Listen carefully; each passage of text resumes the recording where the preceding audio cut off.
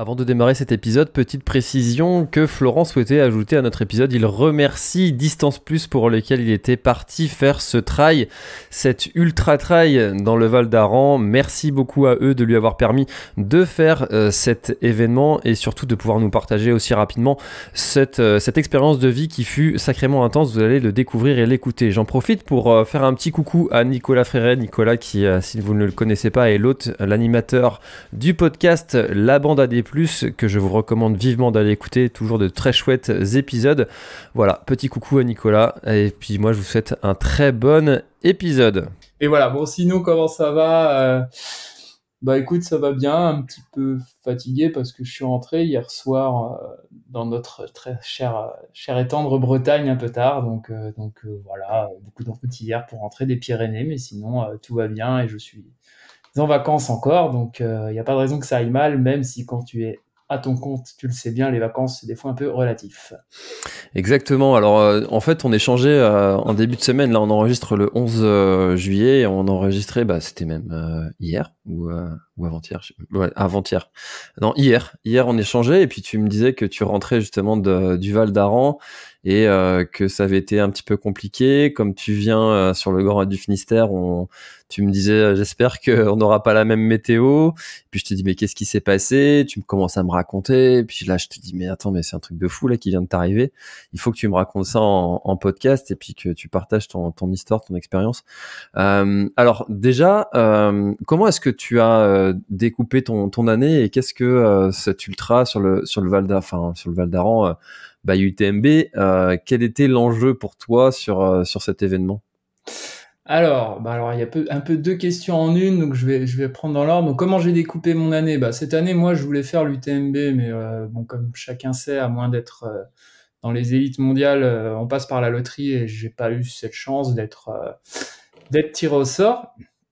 Donc du coup, je me suis rabattu en gros objectifs sur ta course, le Grand Raid du Finistère, mais j'avais quand même envie de faire un peu de montagne parce que voilà, moi j'ai commencé le trail il y a pas si longtemps que ça, et puis je fais des courses en montagne, du coup on va dire, j'essaye un peu d'organiser mes années avec un peu de montagne, et voilà, et j'ai un peu progressé là-dessus depuis quelques années, donc je voulais quand même faire un peu de montagne cette année. Donc la première partie de saison était plutôt axée sur la montagne, effectivement. Alors la toute première partie de saison plutôt en Bretagne pour travailler la vitesse, donc avec des trails quand même renommés tels que le Cap Sizun, ensuite Saint-Pierre, pas loin de chez moi, Saint-Pierre-de-Pléguin, le trail des Vallées.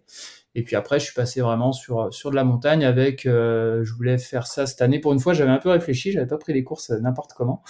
Et donc, j'avais découpé ça de telle sorte que j'avais commencé par le Nivolet-Revard, qui est une course, la course organisée par Hugo Ferrari, pas loin d'Aix-les-Bains.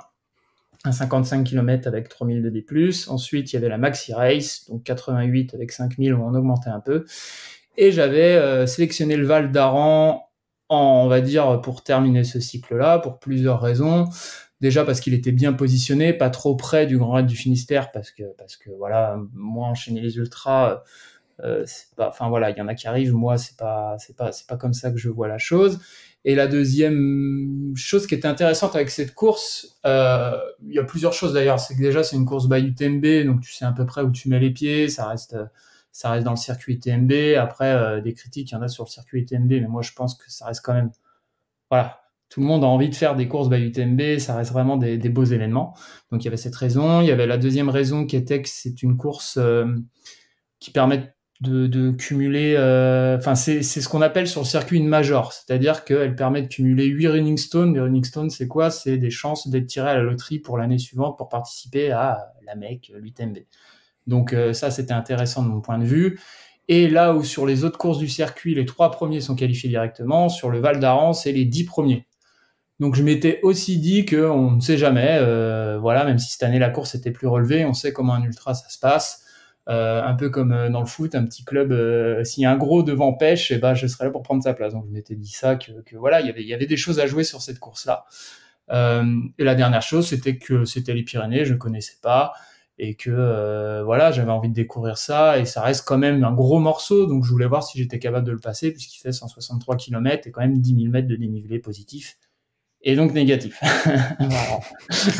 Ouais, parce que mis à part la TDS que tu avais bouclée l'année où il y avait eu ce fameux décès en 2021, c'était ta plus longue expérience de montagne, si je me trompe pas. Ouais, de montagne, si on considère que la diagonale n'est pas de la montagne, oui, la plus longue, c'était la TDS. Ouais. Ah oui, tu avais quand même la diagonale. Ouais, j'ai fait la diagonale à la suite de la TDS, justement. Ok, du coup, c'est vrai que cet événement, enfin, j'en entends pas mal parler. Les paysages ont l'air d'être quand même sacrément chouettes. J'ai regardé un peu les photos qu'on peut y retrouver. Qu'est-ce qu'il a de particulier autrement cet événement? Techniquement, c'est comment? C'est un trail qui est plutôt dur, plutôt roulant. Les chemins, c'est plutôt de. Alors plutôt moi, quoi de ce que j'en avais lu, c'était plutôt raide et abrupt. Et de ce que j'en ai vu, même si on va voir que j'en ai pas vu grand-chose, enfin, en tout cas une partie, moi j'ai trouvé ça, alors, pas roulant du tout. J'ai 10 trouvé 000 ça de plus très quand même. abrupt, c'est-à-dire que les montées sont très raides. Là où dans les Alpes, t'as des lacets quand même pour monter. Ici, ils se sont pas embêtés. Hein. Le mec qui a fait les tracés, les sentiers, c'est tout droit. Hein. Il y a le pic et on y va tout droit. donc les montées sont vraiment très raides. Après, sur le peu que j'en ai fait, oui, c'est assez technique, mais j'ai pas trouvé que c'était non plus une diagonale ou une échappée belle, quoi. Hein. Faut pas non plus exagérer là-dessus. C'est plutôt le côté abrupt et très raide des montées et des descentes que j'ai remarqué. Et du coup, tu as des sommets où tu vas à plus de 2000 parfois, ce que j'ai lu? C'est ça, il y en avait 2 ou 3, je crois. Ça coupe, les Florent. 2 premiers, on était monté à 2000 sur les 2 que j'ai fait. Ouais. Flo, je t'entends plus. Ah, tu m'entends là? Est-ce que tu m'entends? Là. Tu m'entends? Là, je t'entends. Ouais. Donc, où j'en étais? Je couperai. Oui, je te disais que ça montait à plus de 2000 d'altitude parfois. C'est ça. Et ben, je te disais que moi, sur la partie de la course que j'ai faite, les 2 premiers sommets, si mes souvenirs sont bons, montent à 2000. Ok. Et en termes de météo, en règle générale, enfin, mis à part peut-être un peu de chaleur sur les portions qui sont en plaine, en termes de difficulté, on est comment? Enfin, c'est quoi comme type de... Bah écoute, moi je m'étais renseigné auprès d'une personne que je connais un petit peu qui l'avait fait l'année dernière et qui m'avait dit que ça c'était relativement agréable. Lui, il l'avait fait juste en maillot, il avait juste mis des manchettes pendant la nuit et il avait mis un peu sa veste parce qu'ils avaient eu un peu de brume, mais sinon ça avait été très calme, agréable, pas de froid, voilà, très bien. Voilà. Ok. Et alors, on va rentrer Sinon, dans... la journée, ça reste chaud, quoi. D'accord. Ouais.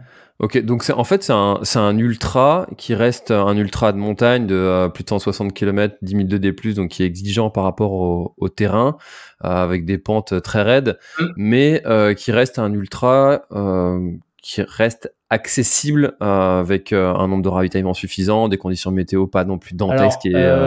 Accessible, c'est toujours relatif, hein, parce que 163 km, et je te dis, les pentes sont très raides. Par contre, c'est clair qu'en termes de ravitaillement, à part au milieu du parcours où je crois qu'ils sont un peu espacés de 15 bornes, sinon il y en a beaucoup. Donc tu peux toujours recharger en eau, tu peux toujours refaire tes recharges de barre. C'est assez là-dessus, oui, effectivement, t'as pas normalement de trop longs passages, on va dire, sans ravitaillement. Ouais, donc pour celui qui veut mettre un pied dans l'ultra de montagne, c'est un ultra qui peut être une bonne idée pour se lancer là-dedans.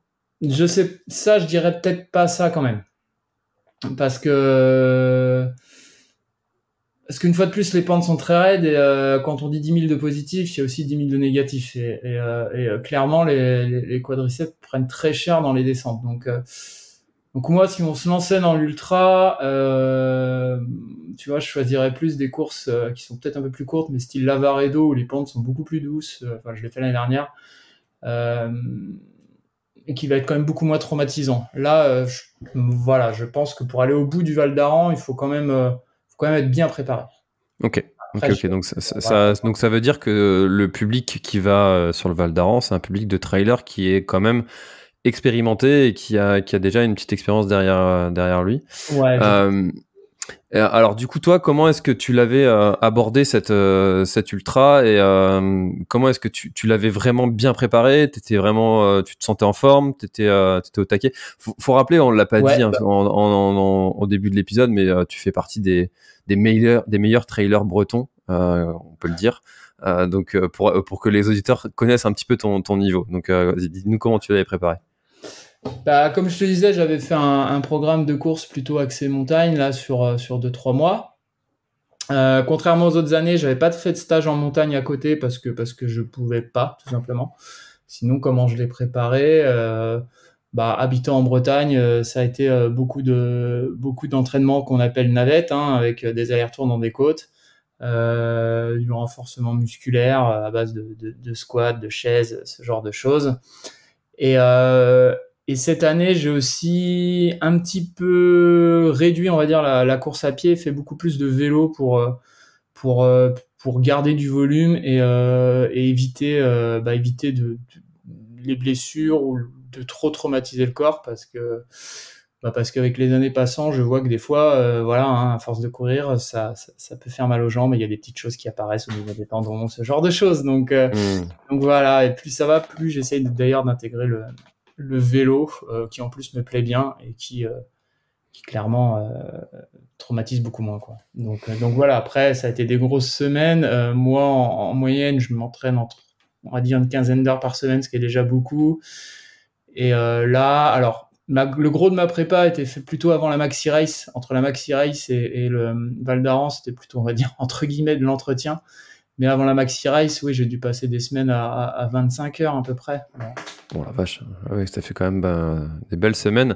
Tu me Ouais. fascines d'ailleurs pour ça, hein, d'être capable d'enchaîner et de te mettre ces volumes-là tout en ayant ton activité pro à ton compte. Je sais pas comment tu arrives à t'organiser parce que moi, je culpabilise. Ouais, bah moi aussi, mais j'en parle avec d'autres amis qui sont à mon compte qui me disent qu'il faut pas. Et puis je me suis imposé quelque part une règle, c'est que bah déjà bon, hormis le week-end quand c'est des grosses périodes, mais sinon la semaine je m'entraîne le midi pour que ça soit indolore pour ma famille. Le soir c'est vraiment dédié à la petite famille. Donc ici je fais 2 séances. La première, bah, je me lève plutôt le matin.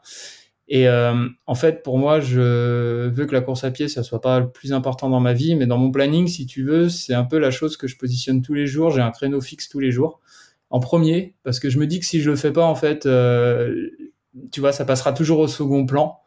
Et finalement, j'arriverai pas à avoir cette bulle d'air qui peut aussi m'aider dans ma journée à décompresser ou un peu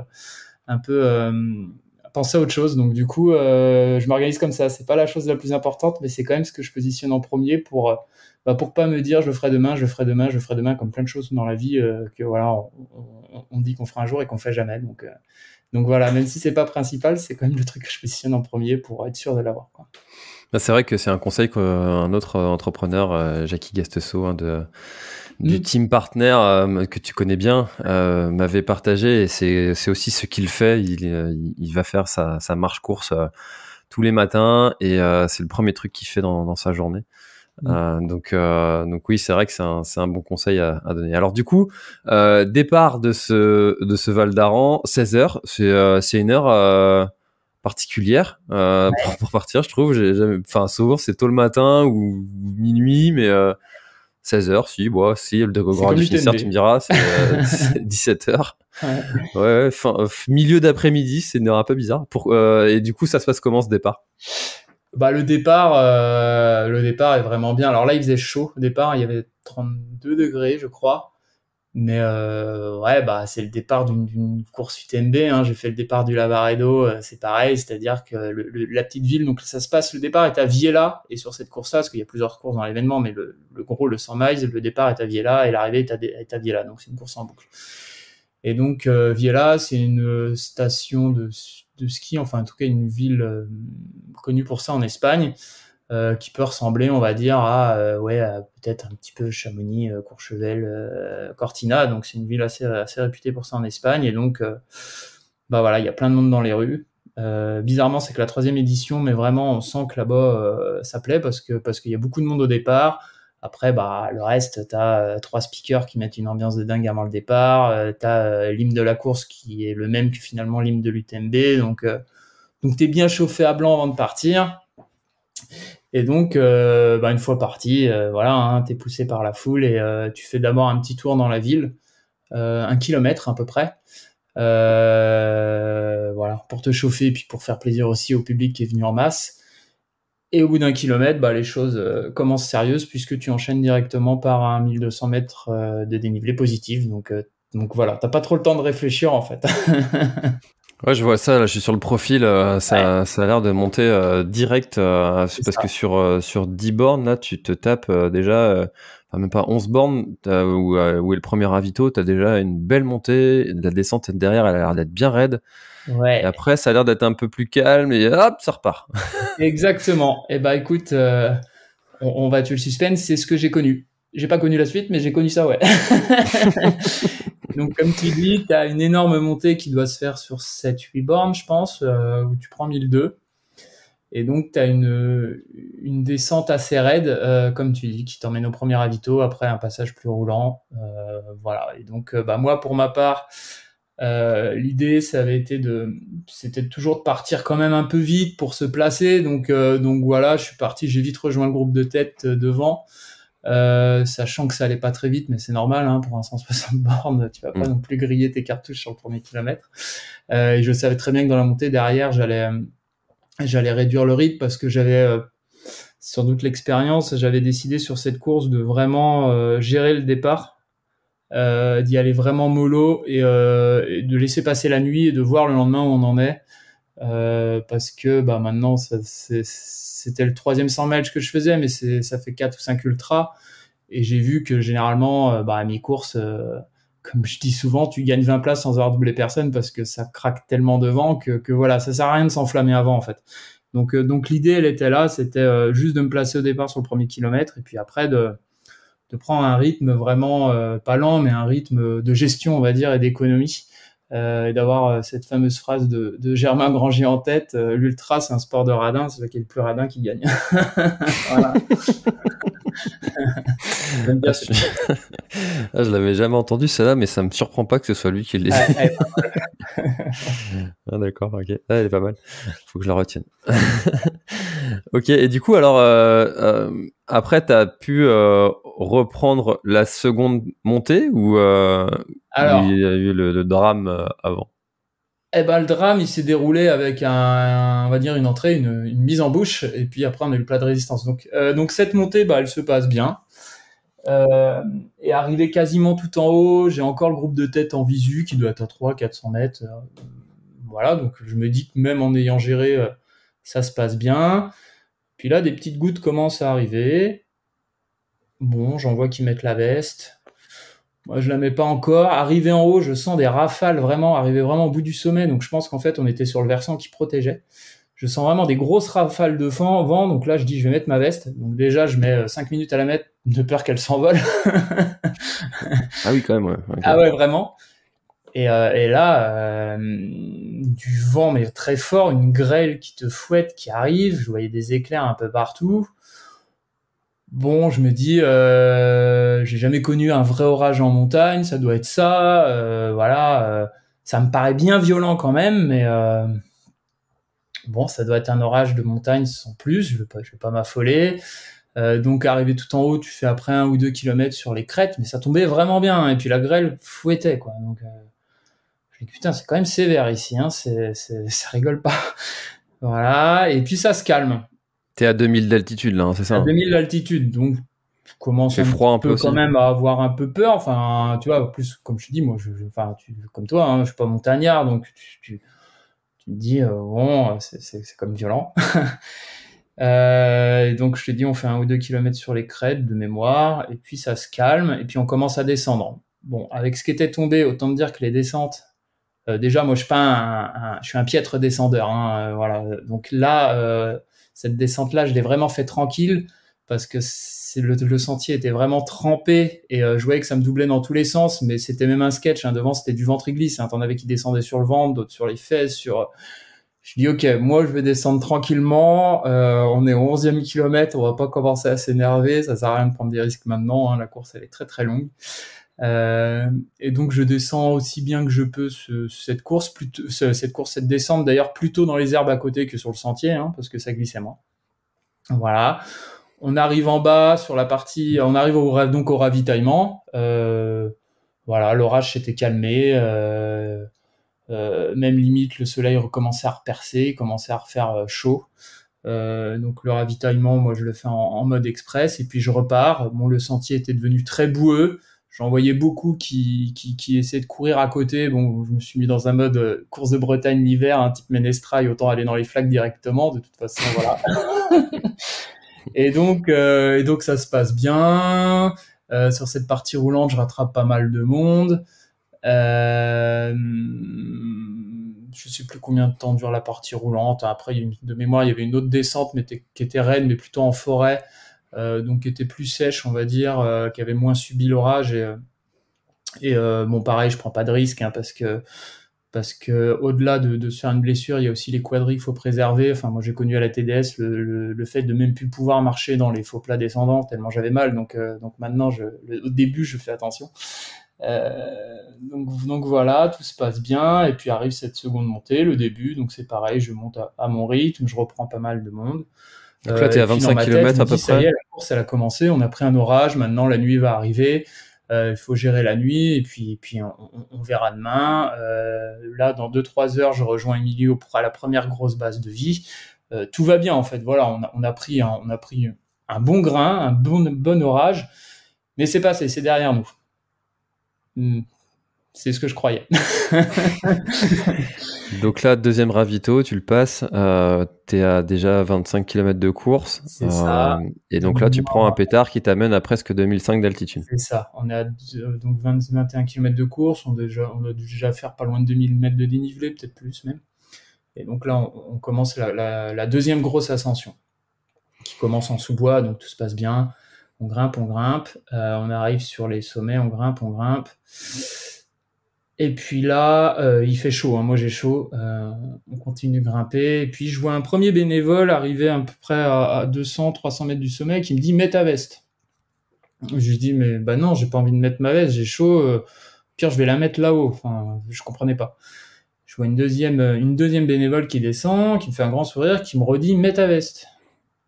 Donc pareil, je me dis non. Et puis bizarrement, les mêmes gouttes que lors de la première ascension commencent à arriver. Donc une petite pluie. Donc je dis c'est bizarre ça. J'ai déjà connu ça tout à l'heure. Et donc je mets quand même ma veste du coup, et puis je monte en haut et arrivé en haut. Donc là, il fait nuit aussi, hein, c'est ça, hein? Non, il fait pas encore nuit. Il fait pas encore nuit, ok. Et arrivé en haut, la version 2, hein, le deuxième effet qui se coule, mais en pire, je trouve. Des rafales de vent alors j'ai lu ce matin à 150 km/h, mais ça m'étonne pas, hein, parce que moi sur la côte bretonne, là, quand il y a des 100 km/h, j'ai jamais connu quelque chose d'aussi violent. Sincèrement, dès que tu t'essayais de courir et que tes deux pieds ne touchaient plus terre, t'étais projeté, quoi. Et donc c'était juste super dangereux. La grêle, encore pire que la première fois, qui fouettait vraiment. D'ailleurs, j'ai eu des photos et après des mecs, enfin des coureurs après que j'ai pu rencontrer après dans la suite de mon histoire qui avaient des bleus. Donc c'est pour te dire la violence de la chose. Sauf que là, c'était beaucoup plus long et que avant de rejoindre, on était donc au kilomètre peut-être 28, 30, mais pour rejoindre la base de vie, il en restait 15, quoi. Donc là, on avait quand même une grosse partie. On était au milieu de la montagne, on était dans la partie haute et la partie où il y avait un ravitaillement entre, mais c'était qu'un point d'eau, donc je savais très bien que c'était un endroit un peu perdu, où on peut pas venir te chercher ici. Donc bon, au début, je panique pas, hein, je me dis ça va être comme le premier, ça va être violent, mais ça va pas durer trop longtemps. Donc le but est d'avancer. Sauf que vraiment, c'était de pire en pire. Je voyais les éclairs, sans te mentir, hein, qui étaient juste à côté. Enfin, j'ai jamais vu des éclairs d'aussi proches. Donc tu te dis comment je réagis, t'as les bâtons, tu te dis c'est une montée, mais est-ce que je m'en sers encore? Parce qu'avec l'éclair, non. Donc tu gères un peu la chose et ça s'empirait. Et tu commences vraiment à avoir très froid. Enfin, je commençais vraiment à avoir très froid. Donc voilà, hein, c'est un peu les souvenirs que j'en ai, c'est d'avancer comme tu peux. À un moment, on avait une petite borne avec un coureur, on s'est mis juste derrière, histoire de prendre un repos, on va dire, de 2 minutes, d'arrêter de prendre cette grêle qui nous fouettait dans tous les sens. Et puis je repars. Et là, tu commences à te poser quand même des questions. Parce que tu te dis comment on va sortir de là, en fait. Enfin, on est à 2000, il n'y a rien pour nous abriter. Le vent nous propulse un peu partout. Si tu as un coup de fatigue ou un coup de moins bien, t'es pas à l'abri que ça te pousse dans le vide, en fait. Donc tu commences à te poser des questions, hein, vraiment. Mais moi, pour ma part, sans céder à la panique, je me suis dit, il faut avancer. Enfin, il faut avancer, avance. De toute façon, il y a que ça à faire. Donc on arrive au point que j'avais noté, qui était un ravitaillement juste d'eau, où le pauvre bénévole avait juste une petite tente et sa jerrycan. Il nous dit, si vous voulez, vous pouvez attendre dans la tente. On était 2-3 coureurs à être arrivés à cet endroit-là. Et avec un autre coureur qui était français, on se dit, bah non, vaut mieux qu'on monte et qu'on descende. Enfin, et on verra après ce qu'il en est, quoi. Est-ce que on continue pas après ce qu'on vient de prendre. Enfin, ce qu'on est en train de prendre. Et donc je repars. Mais là, vraiment, moi, mon état, commençait vraiment à s'empirer parce que j'avais beau courir ou marcher vite, je tremblais. Enfin, vraiment, je tremblais. Donc je pense que l'hypothermie commençait à pointer le bout de son nez. Je tremblais vraiment. Donc je commence à remonter. Il nous restait une bonne montée, je crois, de 400 ou 500 mètres à faire. Je te coupe, mais t'avais quoi comme équipement à ce moment-là pour te protéger? Comme veste? Enfin, comme équipement total, t'avais pantalon de pluie. Alors ouais, c'est la liste, c'était l'équipement de l'UTMB, clairement. Donc, Et donc t'avais tout mis. Donc c'est le maxi sac, hein, où t'as le collant, le pantalon de survie, les gants, le sous-pull, la veste, le bonnet, vraiment tout, quoi. Mais là, Donc sur voilà. toi, t'avais. Et à ce moment-là, j'avais sur toi, encore t'avais tout mis mis, quoi. que la veste et le bonnet, je pense. Et donc je repars. Tu me coupes, hein, si je vais trop vite, parce que Non, vas-y, je te laisse. des choses. Je repars dans la montée, je te dis, je commence vraiment à avoir très froid et à trembler dans tous les sens. Et là, au loin, je vois des frontales. La nuit commençait vraiment à arriver. Je vois des frontales qui font demi-tour, qui descendent en panique. Et là, je me dis, non, là, on n'est plus dans ce que je me disais lors du premier orage. On n'est pas dans l'orage normal de montagne. Là, je pense pas, parce que là, ça me semble commencer à paniquer un peu dans tous les sens. Donc, je me dis, moi, je fais demi-tour aussi. Hein. Je vais pas tenter l'aventure tout seul. Je vais avec eux. Je vais où ils vont. Je vais les suivre. Peut-être qu'eux, ils connaissent. Moi, je connais pas. Donc, je les suis. Et au pire, on sera mieux à plusieurs que moi tout seul. Et donc c'est le moment là, j'ai senti vraiment que la peur était un peu partout, quoi. Parce que ces coureurs-là m'ont doublé, je les ai suivis, on en a rejoint d'autres qui étaient derrière, et ça s'est mis à dévaler vers le bas, hors circuit, en fait. Enfin, le but, en gros, était de descendre le plus vite possible, quoi. Donc voilà, donc là, tu cours, jusqu'à ce qu'on tombe sur un refuge qui, par bonheur, était là. Il y a du comique là-dedans, parce qu'on s'est retrouvé à 30 coureurs au départ, puis 50 à la fin, et en fait, dedans, il y avait 2 mecs qui étaient là pour la course du lendemain, parce que le lendemain, il y avait le Luchon Aneto Trail qui passait pas très loin, et qui pensait passer une soirée peinard. Ils avaient ouvert le vin rouge, la petite bouteille d'alcool fort local, le saucisson et le fromage, et ils nous disaient, les gars, vous faites chier, on pensait passer une soirée tranquille tous les deux, on est 50 là-dedans, et donc on a trouvé refuge dans le refuge, c'est le cas de le dire, mais vraiment... on voyait des soulagements sur les têtes des gens, sans doute sur la mienne, mais des sourires jaunes. Et il y avait des mecs aussi qui étaient clairement en hypothermie, quoi, qui mettaient les couvertures de survie et qui n'arrivaient pas à se réchauffer. Et enfin voilà, c'était vraiment assez apocalyptique. Ça nous rejoignait. On a dû finir à 50 dedans. Il y avait 2 Népalais élites qui étaient partis un peu vite, que j'avais fini par doubler, qui arrivaient derrière. Ils étaient en débardeur, ils ont mis je sais pas combien de temps, tu vois, à se réchauffer. Ils y arrivaient pas malgré le feu, les couvertures et tout. Et on est resté dans ce refuge, je dirais une bonne heure et demie, 2 heures. La chance qu'on ait eue, parce qu'on avait 0 réseau, il n'y avait pas de réseau. Donc tout le monde paniquait aussi pour prévenir ses proches, parce que les proches voyaient bien sûr. Alors déjà, parce qu'apparemment, enfin moi, Émilie m'a dit que dans le bas de la vallée, sur le lieu de départ de la course, ça s'est vite dégradé, et que déjà en bas c'était violent, donc ils se disaient en haut qu'est-ce que ça doit être. Et surtout, on pouvait pas les prévenir. Et eux, vous voyez bien sans doute sur le live ou ailleurs qu'il y avait un problème parce que ça n'avançait plus, quoi. Donc, on avait aussi tout ce stress-là de se dire, bon, bah voilà, là, on a réussi à se mettre en sécurité. On est vraiment passé peut-être pas loin du pire. Moi, j'ai entendu plusieurs mecs dire, j'ai failli mourir 2 fois, 3 fois. Et même moi, à un moment, je te dis, hein, j'ai commencé à y penser, hein, sans paniquer, mais à y penser. Mais on pouvait pas prévenir les gens que voilà, on était nous là, les 50 là, en tout cas dans le refuge, parce que derrière ils avaient été arrêtés en bas avant de monter, donc eux ils étaient en sécurité, et le groupe de 10-15 qui était devant avait continué sa route, mais comme ils avaient 20-30 minutes d'avance, ils avaient réussi à descendre, je pense dans l'orage, mais peut-être pas dans le pire, quoi. Après, je sais pas, je parle pas à leur place, hein, mais voilà. La chance qu'on a eue, entre guillemets, donc c'est ce refuge, et c'était que le checkpoint avec le jerrycan était vraiment pas loin du refuge. Donc il y a tout de suite un mec de l'organisation qui est arrivé, qui a dû passer la pire soirée de sa vie, je pense, mais qui est arrivé et du coup qui a pu communiquer avec l'organisation en disant bon bah là j'ai un groupe de coureurs, enfin tu vois on est là, on sait pas comment on va rentrer, mais on est en sécurité en tout cas dans le refuge, quoi. Et donc bah pendant 1h30 ça a été ça, et le pauvre, je le voyais, hein, je comprenais pas ce qu'il disait parce qu'il était espagnol, mais je pense qu'il a passé une soirée horrible parce que on sentait bien que l'organisation ne savait pas trop encore comment gérer la chose, dans le sens où peut-être qu'à un moment on nous a dit qu'on allait reprendre la course. Et puis après ils l'ont plus ou moins dit qu'ils allaient l'arrêter, ce qui moi me semblait vraiment la bonne décision. Mais après c'était comment on s'en va de là, parce que l'hélicoptère, ils n'avaient pas fait venir un hélicoptère pour 50 coureurs, parce qu'il aurait fait plusieurs allers-retours, et de toute façon au vu du vent qu'il y avait ça me paraît impossible, et des voitures, des bus, tout ça pouvait pas venir. Donc nous on avait trouvé une solution avec d'autres coureurs qui étaient en bas, il y avait une piste de 4x4.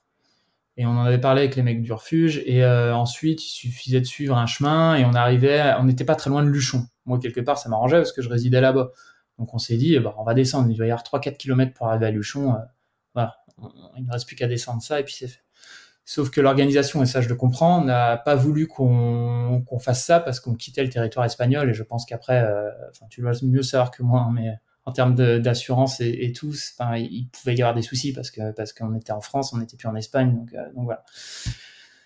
Donc au départ, la solution qu'on nous proposait, c'était de quand même descendre sur cette piste de 4x4, mais pas d'aller vers Luchon, de suivre un itinéraire qui nous emmenait, je ne sais plus où, hein, parce qu'une fois de plus, il parlait en espagnol, qui était plus facile que la trace officielle.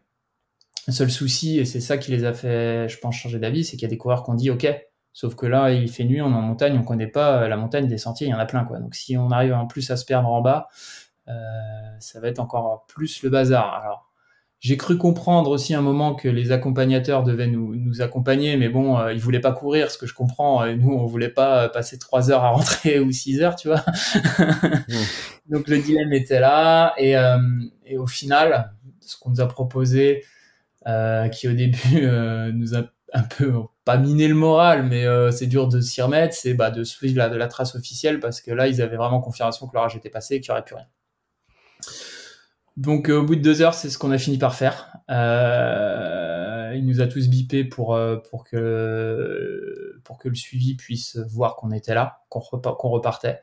Moi à ce moment-là, je savais pas encore si la course était stoppée ou pas, hein. C'était pas clair.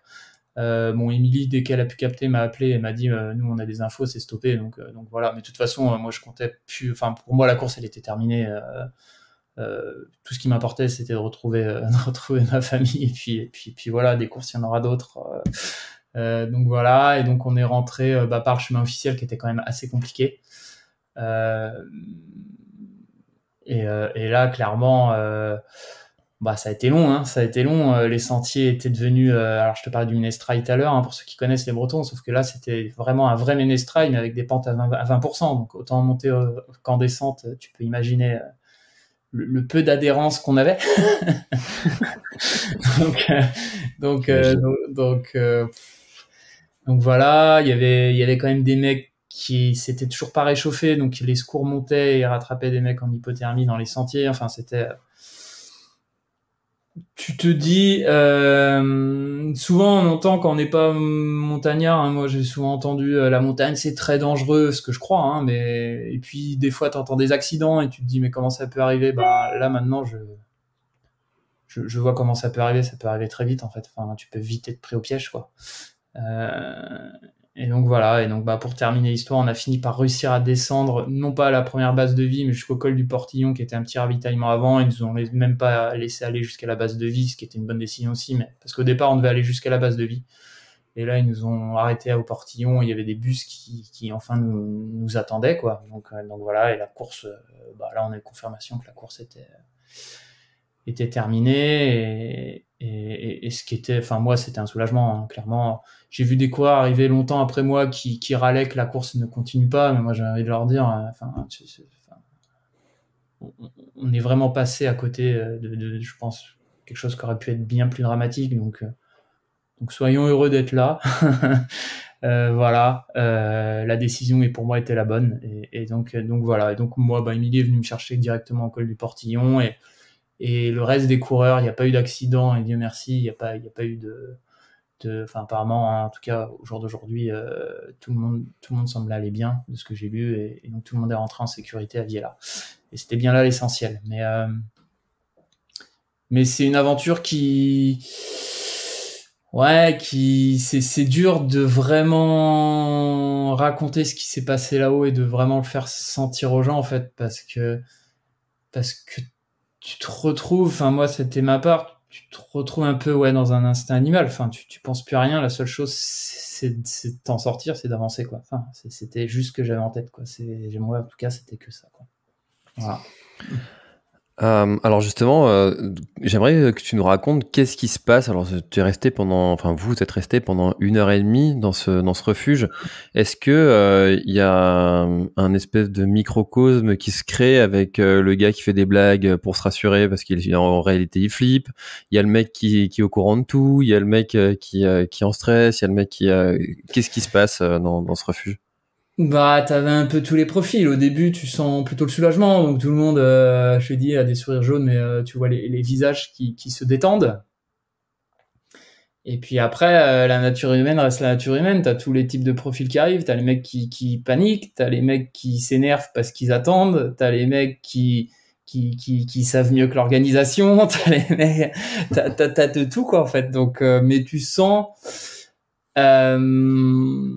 que le stress redescend et qu'il y a quand même un certain énervement qui monte en fait. Enfin, c'est difficile à décrire, mais oui, t'as tous les types de profils qui se révèlent en fait. Je te dis, t'as ceux qui restent calmes, ceux qui vont s'énerver, ceux qui vont dire quoi faire alors que je suis pas sûr qu'ils aient les bonnes solutions. Ceux qui parlent fort, ceux qui sont plutôt discrets. Voilà. Mais Toi, tu étais quoi là-dedans? Moi, je me suis mis avec un groupe de 2 Français, et puis on était en train de se dire qu'on avait quand même échappé à quelque chose de bien pire, et nous on cherchait surtout, je te dis au départ, avant que l'organisation dise que c'était pas possible, on cherchait la solution la plus sûre de rentrer en fait, voilà, tout simplement. Alors un mot sur l'équipement obligatoire. Ouais. Alors il est trop important. Il est comment? Ce fameux équipement obligatoire, parce que j'ai oublié de dire que tu vois dans cet équipement là, parce que là on est vraiment au maxi, donc tu pars avec ton sac qui est rempli là, et j'ai souvent entendu dire les courses ils abusent, on emmène tellement de trucs, normalement on devrait savoir ce qu'on fait. On devrait être capable de gérer. Alors, par exemple, dans le sac, il y a un truc moi que j'avais acheté exprès pour la TDS, qui est un pantalon imperméable. Je pensais jamais m'en servir de ma vie. Bah là, je vais te dire que quand je suis reparti du refuge, j'étais bien content de l'avoir. J'étais vraiment bien content de l'avoir, en plus du caleçon un peu chaud qu'on met en dessous. Et tu vois, là, j'ai jamais vu autant de couvertures de survie sorties dans le chalet.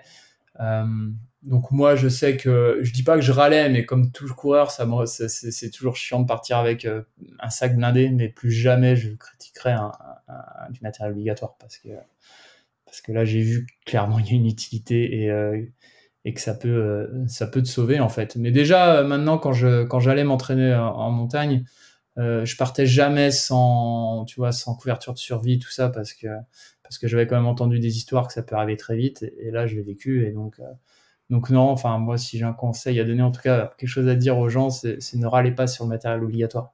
C'est pas agréable de le porter, mais peut-être qu'à un moment, il peut vous servir. Ouais, et Voilà. puis en plus, comme tu le disais, enfin nous, en plus en tant que Breton, t'as beau te dire, ah, c'est bon, on nous l'a plus, on connaît. Non, non, en fait, on connaît pas Non, du tout. Pour l'avoir vécu, un orage non, violent comme ça, où tu passes sur un sentier et puis 5 minutes, mais encore, j'exagère parce que c'est peut-être même 2 minutes plus tard, ça se transforme en torrent, le petit chemin. clairement. C'est ultra violent, c'est ultra dangereux, et en plus on a un biais de localisation qui fait qu'on est moins au courant que ceux qui habitent en montagne des accidents qu'il y a en montagne. Tout comme ceux qui sont en montagne ne sont pas au courant des accidents qu'il y a en mer. Voilà, Voilà. c'est la même chose.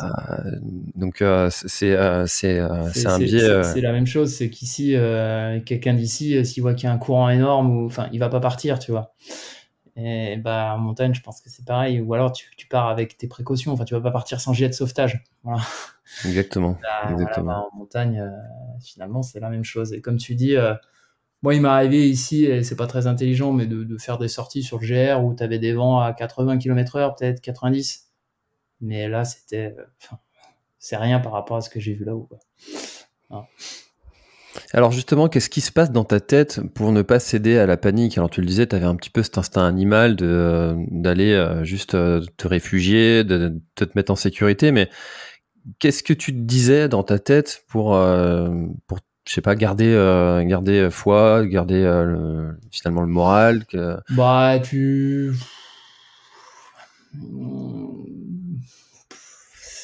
sais pas, c'est encore un peu frais, c'est un peu dur à raconter, mais ouais, bah, déjà, je pensais à ma famille, mais surtout, je me disais qu'il fallait que j'avance et surtout que je me refroidisse pas trop, quoi. Parce que je me disais que si tu te refroidis, que tu t'arrêtes, ça pouvait être le risque je sais pas, faire un malaise, et là, bah, ça pouvait très mal tourner, quoi. Donc, euh, donc voilà, c'était surtout ça. En fait, je crois que je pensais pas à grand chose hormis le sentier qu'il y avait devant moi, et puis aller le plus vite possible pour redescendre ou rejoindre un endroit plus sûr, quoi. Je pense que c'était juste ce que j'avais en tête, quoi. Mais oui, c'est difficile à décrire, mais à un moment, sans paniquer, enfin, moi, c'était mon cas, tu te mets l'éventualité que, ouais, tu vas peut-être y rester là, quoi. Je sais que ça va sans doute glacer le sang de ceux qui vont m'écouter, mes proches, mais oui, c'est un peu ce qui se passe, quoi. Tu te dis, on est peut-être pas loin, là. Voilà. Ouais, Voilà. l'ultra est un sport dangereux sur certains aspects, et notamment celui de la météo et des lieux où on va pratiquer ce sport, au-delà du fait de mettre son corps à rude épreuve. Si on a un corps qui est affaibli et qu'en plus on va aller se taper un orage comme ça, parce que là, bon, vous étiez au début, vous aviez encore la forme, on était dans le début de la première Ouais, nuit.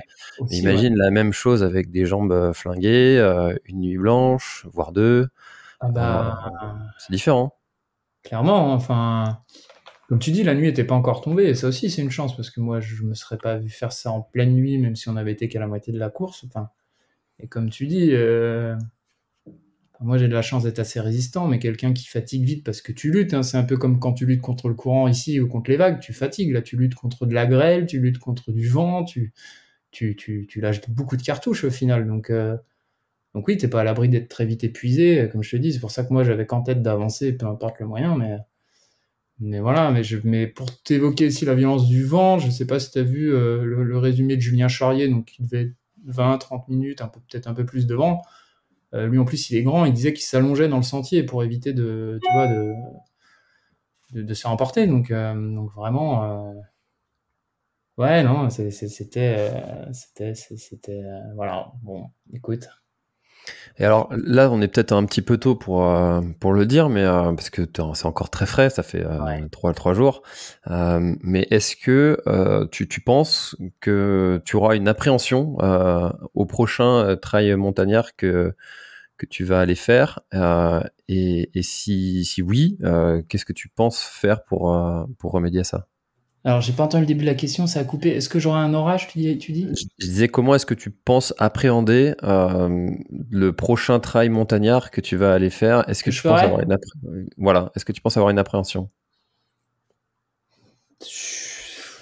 Comme tu dis, c'est un peu frais. Alors après, on n'est pas à l'abri, hein, parce que moi, pour le moment, j'ai fait les 300 miles. La TDS, comme tu sais, elle a été arrêtée parce qu'il y avait un accident. Bon, la diagonale s'est passée, mais elle a été décalée. Et celui-là, il a été arrêté. Donc sur les trois, il s'est passé quelque chose.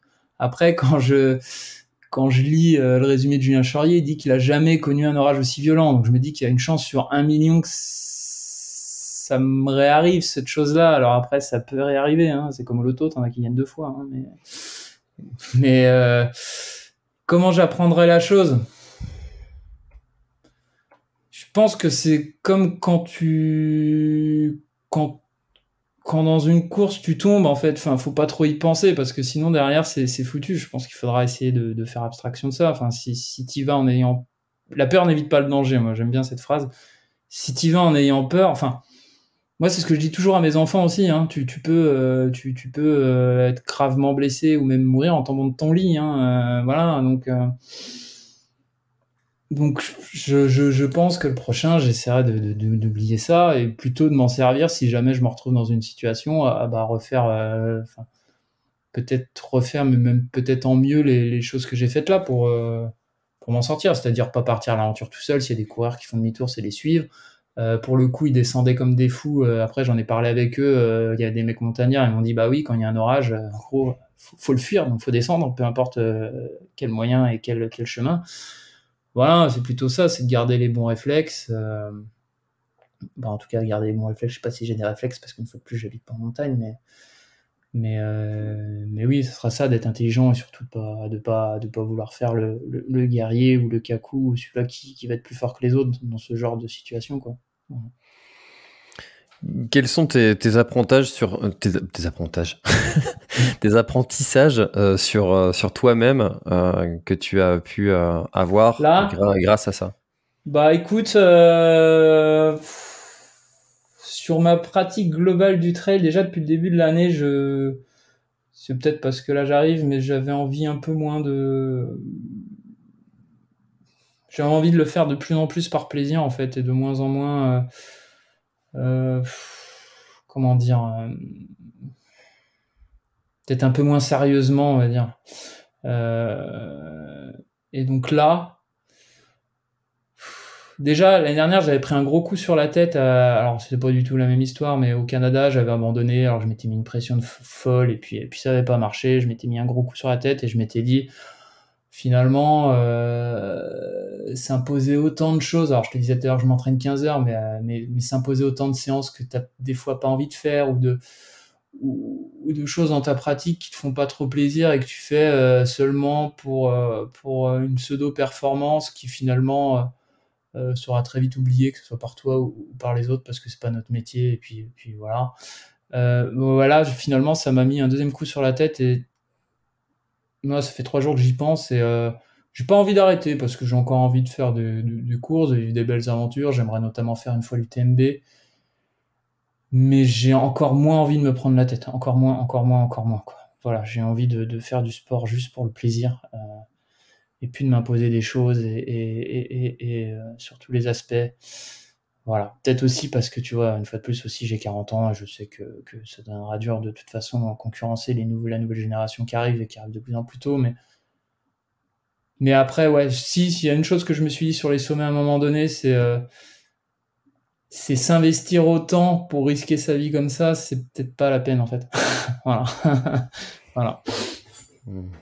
Ah, c'est sûr qu'on est peu de choses face à la nature quand elle a décidé de se Donc, c'est déchaîner de sur nous. prendre, je dis, prendre ma pratique de façon sans doute plus simple. Voilà.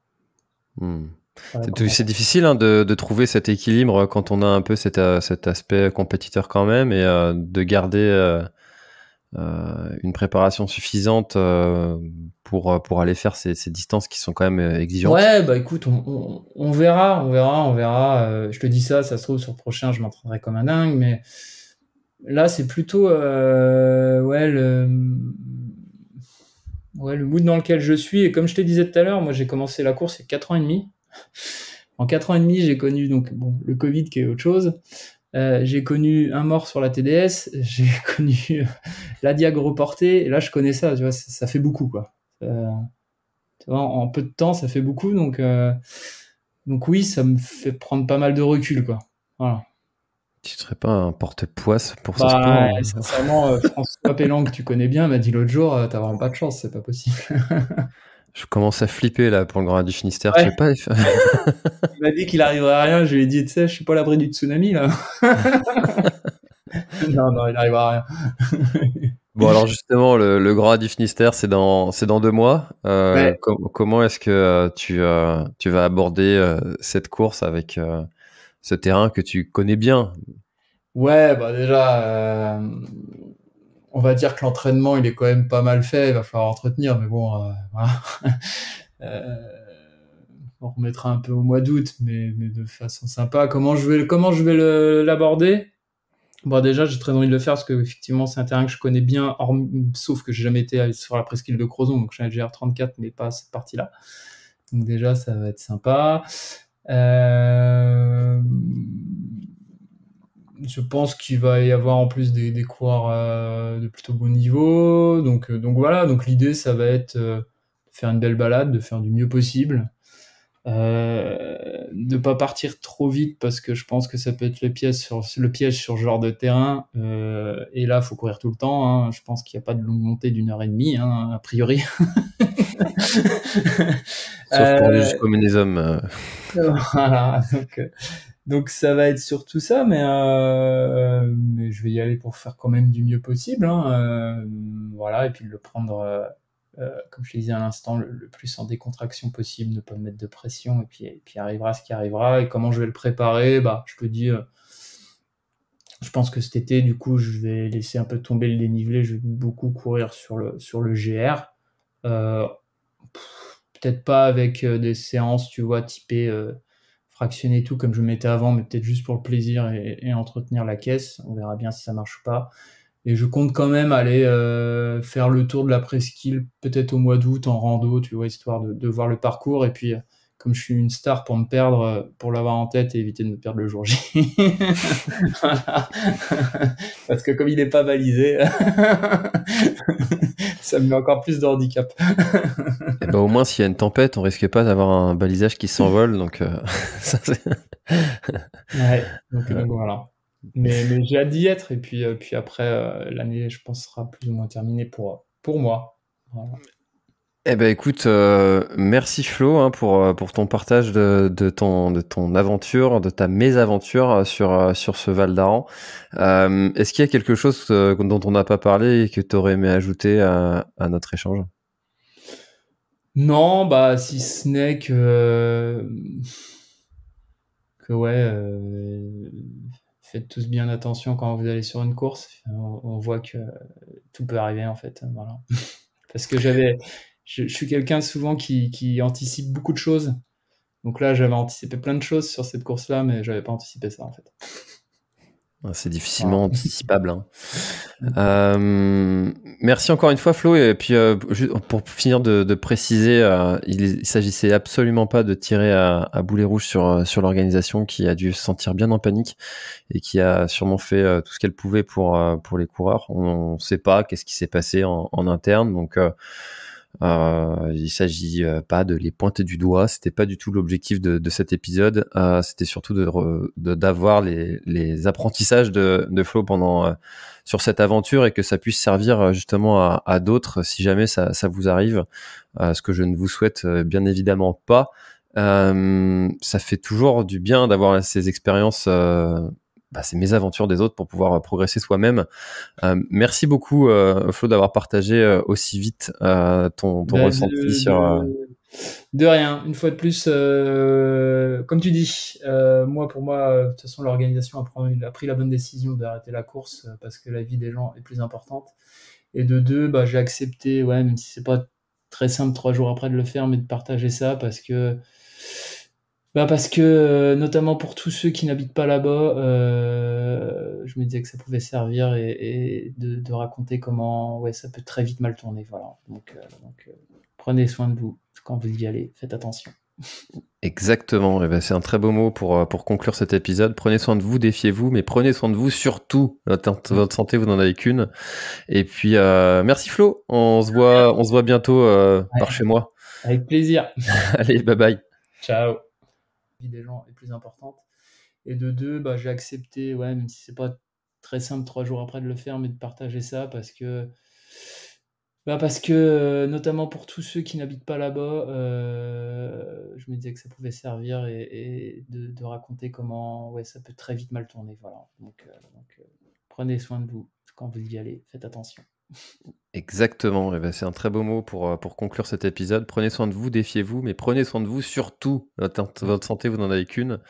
Et puis, merci Flo, on se voit bientôt Ouais, par chez moi. avec plaisir. Allez, bye bye. Ciao.